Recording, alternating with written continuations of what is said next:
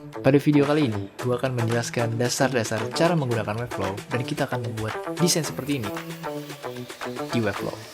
Ayo kita mulai.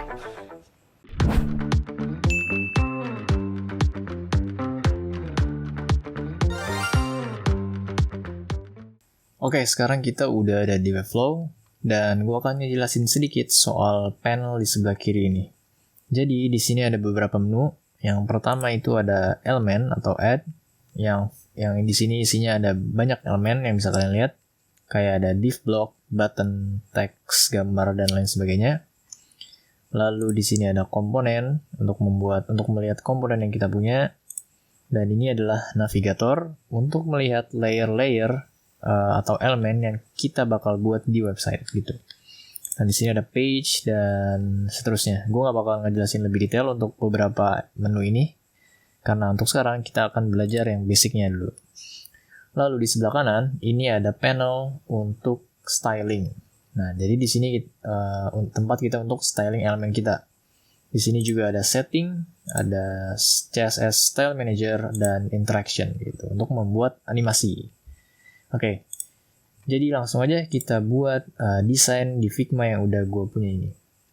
Oke, jadi pertama yang bakal gue lakuin itu gue bakal tambahin div block dulu. Gue bakal drag and drop aja div blocknya ke canvas ini.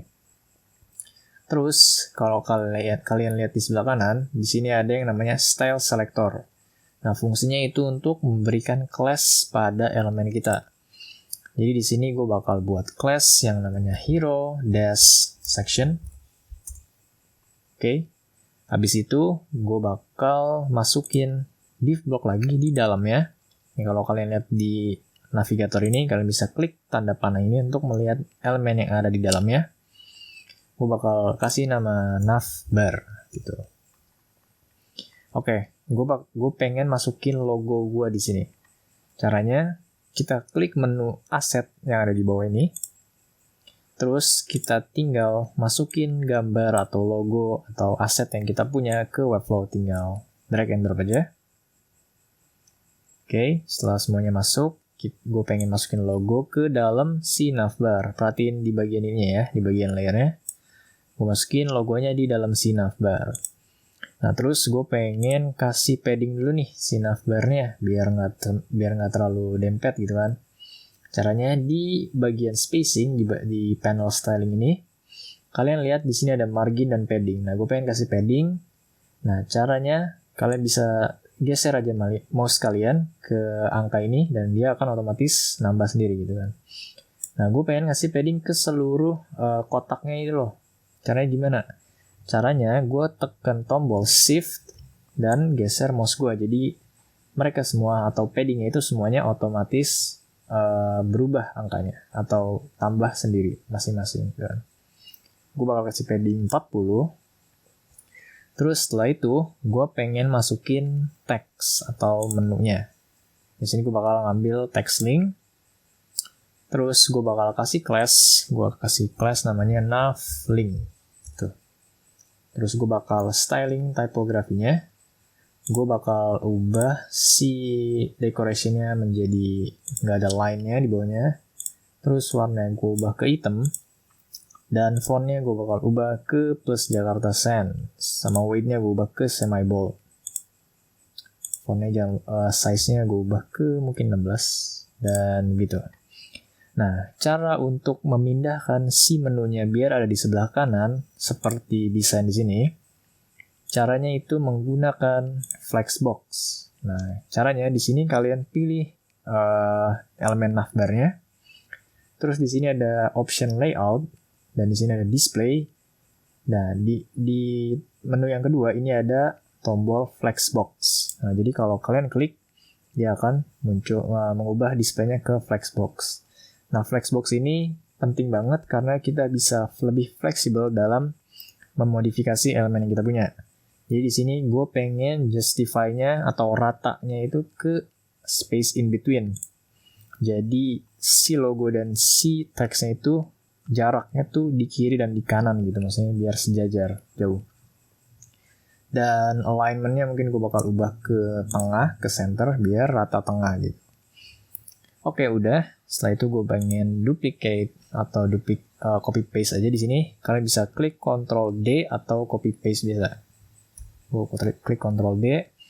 Nah, di sini kan si teksnya itu nggak barengan di sebelah kanan ya. Karena kita kan space in between untuk masing-masing elemen yang ada di navbar nih. Nah, caranya biar si teksnya itu berada dalam satu box atau satu tempat di sebelah kanan, kita bakal tambahin div lagi di sini. Kita tambahin div, gue bakal kasih nama nav wrapper. Dan gue masukin si text linknya tadi ke dalam nav wrapper. Nah, jadinya kan mereka semua ada di dalam satu box, begitu. Nah, di nav wrapper ini gue bakal duplicate lagi nav linknya menjadi 4. Nah, terus gue pengen ngasih jarak nih antara si text linknya. Caranya gimana? Caranya lu ubah layoutnya lagi dari display block ke flexbox di sini kayak tadi. Terus di sini kalian lihat option gap. Nah, ini gap ini fungsinya untuk memberikan jarak pada elemen yang ada di dalam box kalian atau dalam flexbox kalian. Jadi gue bakal kasih jarak 20 pixel. Kayak gitu. Nah, gue tinggal ubah teksnya aja nih, home, genre, playlist, dan login. Oke. Navbarnya udah jadi, kita lanjut ke bagian teks dan gambar di sini. Oke. Jadi selanjutnya kita bakal klik dulu nih hero sectionnya, baru kita tambahin elemennya. Gue bakal tambahin namanya mungkin, gue bakal masukin div block, gue bikin classnya namanya mungkin content wrapper untuk konten-kontennya. Terus gue ubah display-nya dari block ke flexbox dan direction-nya gue ubah ke vertikal. Biar mereka itu arahnya vertikal bukan horizontal kayak navbar ini. Dan gue akan rata tengahin dan gue tinggal masukin teksnya dan button. Ada text block, ada heading, dan ada button gitu. Nah, ini kan terlalu dempet nih sama navbarnya. Jadi gue pengen kasih margin dari si navbarnya sekitar 80 pixel mungkin biar agak jauh. Nah, dan selesai. Oke, gue tinggal styling si teksnya sama buttonnya nih. Di sini gue bakal kasih class-nya dulu. Subtext. Yang kedua ada title mungkin. Title, dan ini button class-nya. Oke, gue tinggal copy paste aja dari Figma, tinggal copy paste teksnya. Sini lu tinggal paste. Dan di sini gue bakal ubah tipografinya jadi plus Jakarta dan mungkin size-nya 20 mungkin. Dan udah itu aja. Dan di sini title gue bakal ganti fontnya ke Playfair dan gue copy paste lagi. Dan gue besarin size-nya mungkin 100 pixel gitu. Height-nya gue besarin juga, gedein juga. Terus di sini kalau kita lihat teksnya itu kan kebagi jadi dua row. Jadi gue pengen ubah dan samain kayak di Figma tadi. Caranya gimana? Caranya bisa kalian atur width-nya atau lebarnya, size si title ini. Jadi misalnya gue ubah ke berapa ya? 700 pixel mungkin. Nah, ini kan find your taste-nya ada di atas, sedangkan off music-nya di bawah. Tinggal kita rata tengahin, di align, dan rata tengahin, dan selesai. Mungkin ini height-nya gue tambahin kali ya, 120 mungkin. Oke. Jadi selanjutnya, kita akan ganti warna color-nya. Jadi tinggal select warna di sini. Dan paste warnanya di bagian background ini. Oke. Terus kita ubah warna si teksnya dulu dalamnya dan ganti fontnya ke plus Jakarta dan atur ininya, dan gue bakal ubah paddingnya mungkin 32 dan atas bawahnya mungkin 20 kali ya. Terus size-nya mungkin 20 juga dan teksnya gue ubah menjadi let's start gitu. Nah, gue juga pengen ubah radiusnya nih. Jadi ini 10 pixel. Dan kayaknya kasih margin gak sih dari teksnya ini. Dan ya, teksnya udah selesai, tinggal gambarnya. Nah, cara gambarnya gue bakal masukin div block dulu sebelum gambarnya. Gue kasih nama image wrapper. Lalu baru gue masukin gambarnya di sini. Jadi misalnya gambarnya tinggal kasih aja di sini, tinggal choose image. Gue bakal ngambil gambar vinyl. Nah, karena ini belum rata tengah, tinggal kita rata tengahin. Caranya kita ubah displaynya dari block ke flexbox lagi dan kita rata tengahin di sini. Setelah image-nya udah masuk, tinggal tambahin icon-icon yang kecil ini ya. Berarti gue tinggal masukin lagi image, terus gue choose image, gue masukin icon yang ini dulu, dan gue taruh di atas biar dia ada sebelah kiri. Terus gue duplicate aja, dan gue taruh kanan, dan gue ganti image-nya ke yang ini. Nah, gimana caranya biar si iconnya ini berada di atas nih? Nah, caranya pertama gue bakal pilih si image wrapper-nya dulu, terus gue ubah positionnya dari static ke relatif, karena gue bakal animasiin si iconnya ini juga. Dan gue bakal ngasih class ke iconnya ini, misalnya icon 1, dan yang ini icon 2. Dan gue bakal ubah position si icon ini dari static ke absolute. Dan gue bakal klik di top right, karena ini bagian kanan. Dia akan menempel di bagian sudut kanan dari si image wrapper gitu. Tinggal gue posisiin aja, tadi misalnya di sini ya. Sini. Dan sama juga buat icon nomor 1-nya. Gue bakal posisi di sini. Dan udah kayak begini. Nah, ini sebenarnya udah hampir jadi. Jadi kita tinggal styling sedikit lagi. Gue bakal naikin si image-nya biar ada di belakang button ini. Biar sama kayak gini. Caranya itu kita tinggal atur marginnya aja mungkin. Kayak gini biar minus margin. Nah, biar si vinylnya ada di bawah si button. Caranya pertama gue bakal kasih class untuk si gambar vinylnya ini. Gue kasih nama aja vinyl mungkin. Terus si buttonnya atau content wrapper-nya, class div block ini, content wrapper, bakal gue ubah posisinya dari static ke relatif, dan gue kasih z-index. Nah, z-index ini fungsinya untuk ngasih tahu kalau layer ini lebih di atas atau lebih di bawah dari layer yang lain. Gitu. Misalnya gue kasih 20 nih. 20, nah dia bakal ada di atas si vinyl. Karena si vinyl bakal gue kasih, gue ubah juga posisinya dari static ke relatif ke z-index 1. Tuh, jadi defaultnya mereka itu z-indexnya 0 atau 1 gitu. 0 salah. Jadi begitu. Oke, ini websitenya udah selesai. Mungkin gue bakal cek dulu untuk preview. Caranya itu adalah dengan kalian klik toggle preview di sini. Atau yang icon mata ini, kalian bisa preview gimana tampilannya setelah kalian publish.